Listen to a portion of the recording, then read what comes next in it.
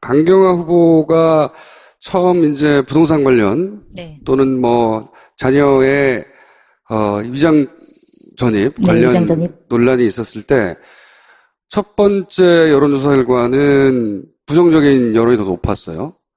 그런데 점점점 긍정적으로 변해갑니다. 네. 그런 게 사실 이것부터 좀 이상한 케이스예요. 보통은 그 언론의 공세를 받고 청문회를 거치고 그런 여론이 퍼져나가고 그러면서 점점점 부정적이 되어가거든요. 네, 맞습니다. 강경화 후보는 거꾸로 갔어요. 그게 굉장히 이례적이고 또 이례적인 것은 정부 부처 내에 노조가 네, 저 외교부 사람을 노조가. 우리 수장으로 해달라고 지지 성명을 내요. 이거 네. 전무후무한 일이고요. 전직 더욱더 외교부 장관들도. 네, 전직 외교부 장관 나중에는 반기문까지 합쳐서 네. 사실상 건강에 살아있는 모든 외교부 전직 장관 사망한 사람 빼고는 모두가 다 이 사람을 다음 장관으로 만들어달라고 한 거거든요. 네. 지지서명. 이런 일은 없는 거예요. 이 양반이 임명이 되냐 아니냐보다 저는 더 궁금해진 것이 왜 강경화 후보는 이렇게 점점 더 많은 사람 혹은 전문 영역에서 지지를 받느냐 이거지. 뭐 여러 단체, 예를 들면 국제구호단체 같은 데서 지지 성명을 냈죠. 네. 그리고 또 여성계에서도 지지 성명을 냈어요. 근데 제가 여성이니까 여성계에서 지지 성명을 냈냐고 하니까 아니래. 네. 물어보려고요. 두 분을 모시려고 합니다. 토크 컨설팅 대표 최광기 대표님 모시겠습니다. 왜 강경화 후보는 이런 지지를 받고 있는 거죠? 저희는 여성계라고 해서가 아닙니다. 최초의 여성 외교부 장관 원하지 않습니다. 저희는 최고의 외교부 장관, 남녀 불문하고 전문가로서, 외교 전문가로서 그분의 역량과 글로벌한 인맥을 원합니다. 그래서 외교 참사와 외교 무능, 외교 불능지경에 이른 나라를 위해서 정말 그분이 힘차게 일해 주실 것을 부탁드리고 싶습니다. 외국에서 잘 알려진 분이 단지 서울에, 한국에 비고시 출신이 아니다.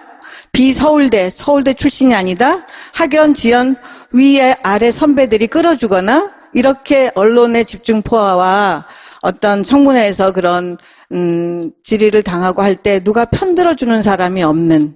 언론에도 없었어요? 언론에도 많이 디스를 많이 당하셨죠. 그래서 그런 편견을 깨줄 지원 세력이 없는 거예요.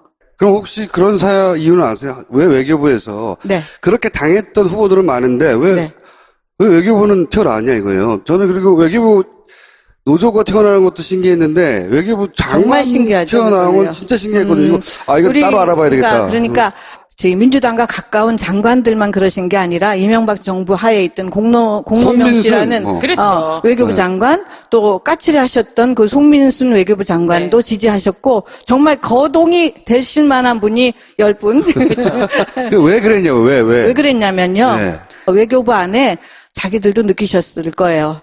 굉장한 자기네들끼리 똘똘 뭉쳐있는 어떤 파벌로 얽혀있고, 제가 듣기로는 누가 장관 되면 미국 대사는 누가 나간다더라. 뭐 하는 라인들이 있어요. 그쵸? 우병우 라인처럼. 그런 게 있을 수 있거든요. 자기들끼리 순혈주의도 심하고. 그렇죠. 외교부가 특히 심하잖아요. 거의 정말 저희 생각에는 외교부는 귀족 같은 느낌이 들잖아요. 공무원 중에서도 금수저를 넘어서 고시 패스해가지고 귀족이 되고. 보통 미국 유학하고. 그렇죠. 그 다음에 좋은 나라 대사를 간다든가 아니면 아프리카로 보낸다든가 이거 굉장한 차이가 있는 거잖아요. 그러니까 장관들 나름대로 전직 장관들도 외교부 안에 청산해야 될, 혁신해야 될, 개혁해야 될 자기들이 못한 부분이 분명히 있을 거라고 생각해요. 직원들도 장관들도. 네. 그리고 저는 사실은 납세자로서 굉장히 그들이 달러를 어떻게 쓰는지 궁금해요. 돈도 굉장히 많이 간대요. 문화교류 사업, 교육 사업 이런 거 하는데 정말 재외 국민을 위해서 쓰는지 이런 절호의 찬스를 그 강경화 후보가 아무 빚이 없잖아요. 누가 끌어준 것도 아니고 백으로 그 자리까지 올라간 사람이 아니기 때문에 정말 투명하게 해줄 수 있는, 그리고 노조가 지지한 거. 외교부 장관들도 나도 깨지 못한 거를 그렇죠. 이 사람이 깨줄 거라 이렇게 기대한 건가요? 네, 그럴 수 있죠. 이렇게 많은 분들이 지지하고 그리고 열광적으로 환호하는데 정말 그 지금 얘기하면 그분이 이제 입각하시면 성명서 장관이 되시는 거잖아요. 근데 그런 분들이 이렇게 지지하고 지원하면서도 왜 안 되는 이유는 뭘까? 왜 자꾸 이걸 특이하게 바라보는지 그것도 굉장히 의아스러운데 저는 이 강경화 씨를 보면서 그분을 통해서 우리가 많은 것을 이렇게 투영하게 되는 것 같아요. 아줌마들은 예를 들어서 네. 그분이 이제 남편과 이게 그 경제적으로 굉장히 독립해서 처가를 자기 집을 돌봤던 예, 거.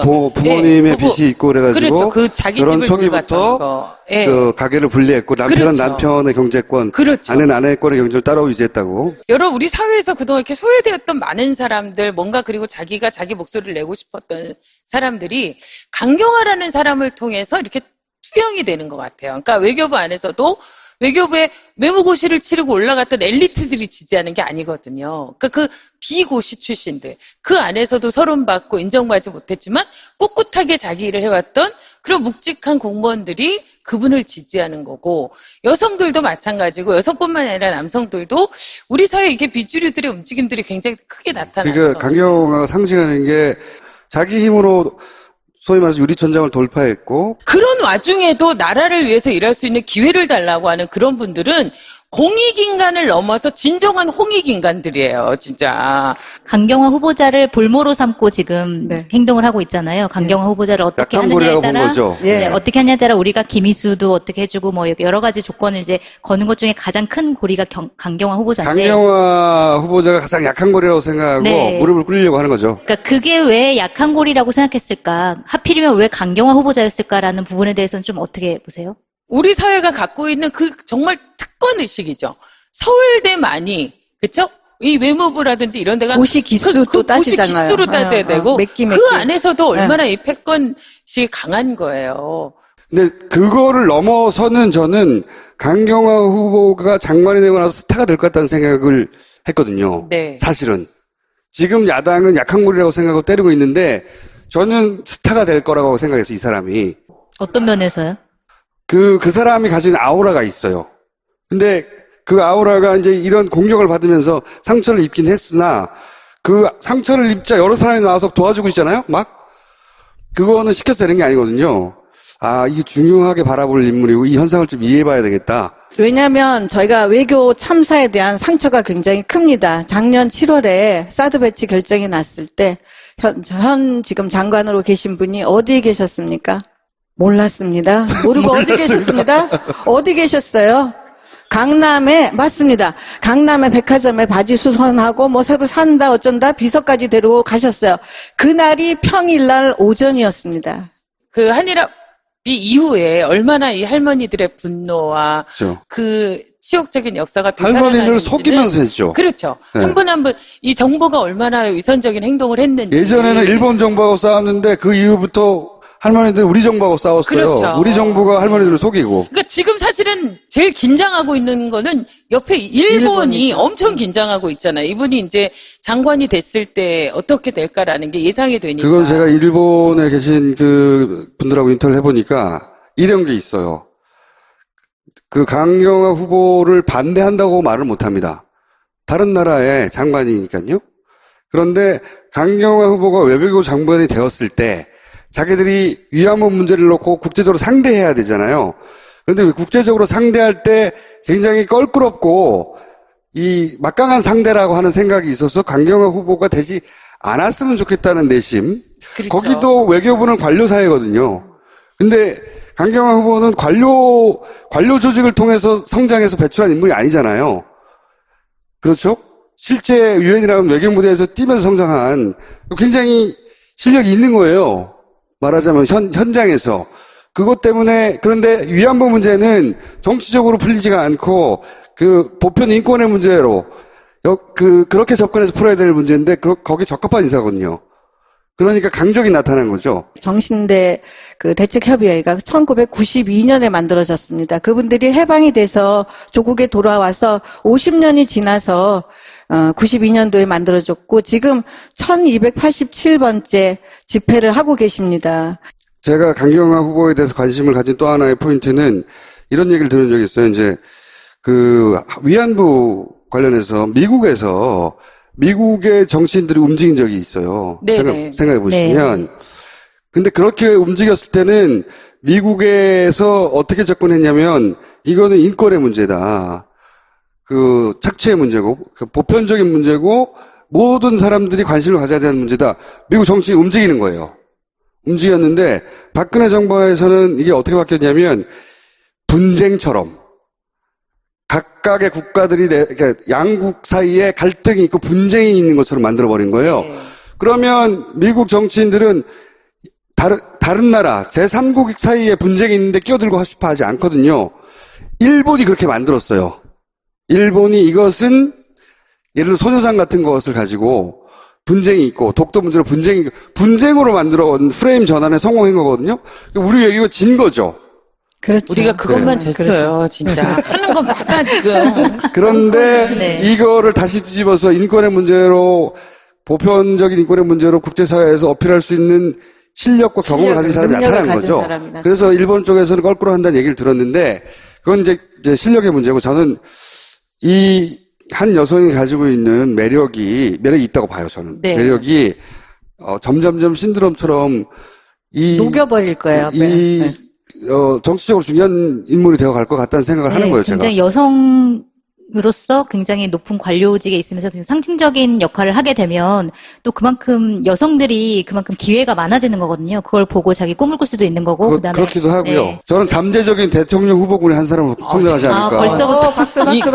근데 이렇게 얘기하면 지금 아직 임명도 안 됐는데 여러 가지로 더 복잡한 아니, 임명 강행할 거라고 보세요? 임명이 안 된다 하더라도 네. 그런 자질이 있다. 네. 꼭 그렇게 성장한다는 보장은 없으나 자질이 있다고 저는. 근데 어쨌든 저는 이 강경화 장관을 너무 이제 여성의 그 최초의 여성이라는 수식어로 묶어두기보다는 어떻게 보면 우리 사회 그 큰 변화와 시대적인 흐름을 읽어내야 되지 않을까. 아까 제가 강경화라는 사람을 통해서 우리 사회에 아주 소외되고 약자들이 투영이 되고 그 어떤 이 시대 정신이라는 게 반영이 된다라고 얘기하는 게 과거에는 굉장히 형식적이고 절차적이고 이런 거였다면 이제는 뭔가 일상에서 정말 직접적인 변화, 외교에 있어서도 어떤 거대한 담론이 아니라 우리가 정말 아주 저는 쉽게 생각하면 해외여행이 얼마나 많아졌어요.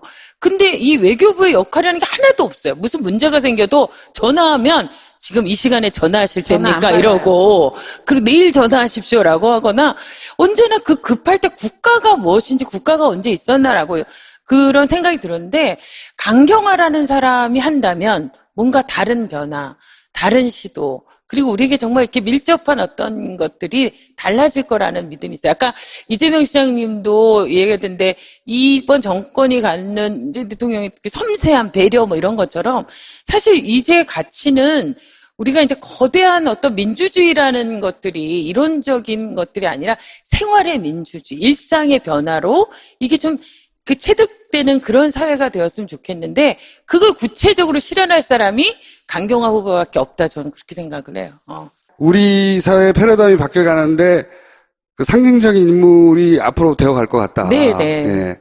야당에서는 찍어 누르고 어떻게든 밟으려고 하는데 그렇게 해서 밟혀지지 않을 것 같고요. 실제 자기가 자기 영역에서 실제 성과를 내고 그리고 스타가 되어갈 것 같아요, 저는.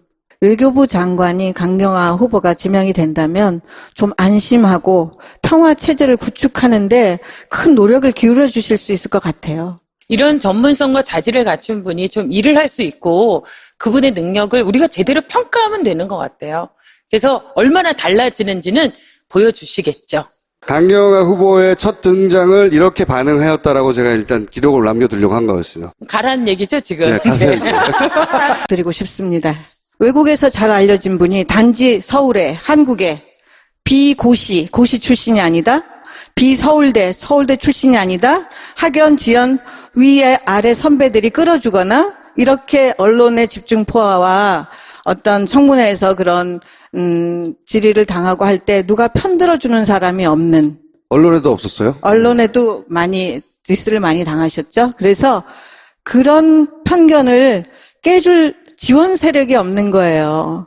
그럼 혹시 그런 이유는 아세요? 왜 외교부에서 네. 그렇게 당했던 후보들은 많은데 왜 외교부는 튀어나왔냐 이거예요. 저는 그리고 외교부 노조가 튀어나오는 것도 신기했는데 외교부 장관 정말 신기하죠, 튀어나온 건 그거는요. 진짜 신기했거든요. 이거 따로 알아봐야 되겠다. 그러니까 저희 민주당과 가까운 장관들만 그러신 게 아니라 이명박 정부 하에 있던 공로명 씨라는 그렇죠. 외교부 장관, 또 까칠해 하셨던 그 송민순 외교부 장관도 지지하셨고 정말 거동이 되실 만한 분이 10분. 왜 그랬냐고, 왜 그랬냐면요. 네. 외교부 안에 자기들도 느끼셨을 거예요. 굉장한 자기네들끼리 똘똘 뭉쳐있는 어떤 파벌로 얽혀있고, 제가 듣기로는 누가 장관 되면 미국 대사는 누가 나간다더라. 뭐 하는 라인들이 있어요. 그쵸? 우병우 라인처럼. 그런 게 있을 수 있거든요. 자기들끼리 순혈주의도 심하고. 그렇죠. 외교부가 특히 심하잖아요. 외무부 거의 문제를 통해서 정말 그런 저희 사람들이 생각에는 진짜. 외교부는 귀족 같은 느낌이 들잖아요. 공무원 중에서도 금수저를 넘어서 고시 패스해가지고 귀족이 되고. 보통 미국 유학하고. 그렇죠. 그다음에 좋은 나라 대사를 간다든가 아니면 아프리카로 보낸다든가 이거 굉장한 차이가 있는 거잖아요. 그러니까 장관들 나름대로 전직 장관들도 외교부 안에 청산해야 될, 혁신해야 될, 개혁해야 될 자기들이 못한 부분이 분명히 있을 거라고 생각해요. 직원들도 장관들도. 네. 그리고 저는 사실은 납세자로서 굉장히 그들이 달러를 어떻게 쓰는지 궁금해요. 돈도 굉장히 많이 간대요. 문화교류 사업, 교육 사업 이런 거 하는데 정말 재외 국민을 위해서 쓰는지 이런 절호의 찬스를 그 강경화 후보가 아무 빚이 없잖아요. 누가 끌어준 것도 아니고 백으로 그 자리까지 올라간 사람이 아니기 때문에 정말 투명하게 해줄 수 있는, 그리고 노조가 지지한 거. 외교부 장관들도 나도 네. 깨지 못한 거를 그렇죠. 이 사람이 깨줄 거라 기대한 건가요? 네, 그럴 수 있죠. 이렇게 많은 분들이 지지하고 그리고 열광적으로 환호하는데 정말 그 지금 얘기하면 그분이 이제 입각하시면 성명서 장관이 되시는 거잖아요. 근데 그런 분들이 이렇게 지지하고 지원하면서도 왜 안 되는 이유는 뭘까? 왜 자꾸 이걸 특이하게 바라보는지 그것도 굉장히 의아스러운데, 저는 이 강경화 씨를 보면서 그분을 통해서 우리가 많은 것을 이렇게 투영하게 되는 것 같아요. 아줌마들은 예를 들어서 네. 그분이 이제 남편과 이게 그 경제적으로 굉장히 독립해서 처가를 자기 집을 돌봤던 네, 거. 부모님의 예, 빚이 있고 그래가지고. 그렇죠. 그 자기 결혼 집을 초기부터 돌봤던 거. 예. 그 가게를 분리했고 남편은 그렇죠. 남편의 경제권, 그렇죠. 아내는 아내의 권의 경제를 따로 유지했다고. 여러 우리 사회에서 그동안 이렇게 소외되었던 많은 사람들, 뭔가 그리고 자기가 자기 목소리를 내고 싶었던 사람들이 강경화라는 사람을 통해서 이렇게 거예요. 이 양반이 임명이 되냐 아니냐보다 저는 더 궁금해진 것이 왜 강경화 후보는 이렇게 점점 더 많은 사람 혹은 전문 영역에서 지지를 받느냐 이거지. 뭐 여러 단체, 예를 들면 국제구호단체 같은 데서 지지 성명을 냈죠. 네. 그리고 또 여성계에서도 지지 성명을 냈어요. 근데 제가 여성이니까 여성계에서 지지 성명을 냈냐고 하니까 아니래. 네. 물어보려고요. 두 분을 모시려고 합니다. 토크 컨설팅 대표 최광기 대표님 모시고. 왜 강경화 후보는 이런 지지를 받고 있는 거죠? 저희는 여성계라고 해서가 아닙니다. 최초의 여성 외교부 장관 원하지 않습니다. 저희는 최고의 외교부 장관, 남녀 불문하고 외교 전문가로서 그분의 역량과 글로벌한 인맥을 원합니다. 그래서 외교 참사와 외교 무능, 외교 불능지경에 이른 나라를 위해서 정말 그분이 힘차게 일해 주실 것을 강경화 후보가 처음 이제 부동산 관련 네. 또는 뭐 자녀의 위장 전입 네, 관련 위장 전입. 논란이 있었을 때 첫 번째 여론조사 결과는 부정적인 여론이 더 높았어요. 그런데 점점점 긍정적으로 변해갑니다. 네. 게 사실 이것부터 좀 이상한 케이스예요. 보통은 그 언론의 공세를 받고 청문회를 거치고 그런 여론이 퍼져나가고 그러면서 점점점 부정적이 네, 되거든요. 맞습니다. 강경화 후보는 거꾸로 갔어요. 그게 굉장히 이례적이고, 또 이례적인 것은 정부 부처 내에 노조가 네, 저 외교부 사람을 노조가. 우리 수장으로 해달라고 지지 성명을 내요. 이거 네. 전무후무한 일이고요. 전직 더욱더 외교부 장관들도. 네, 전직 외교부 장관 나중에는 반기문까지 합쳐서 네. 사실상 건강에 살아있는 모든 외교부 전직 장관 사망한 사람 빼고는 모두가 다 이 사람을 다음 장관으로 만들어달라고 한 거거든요. 네. 지지 서명. 이런 일은 없는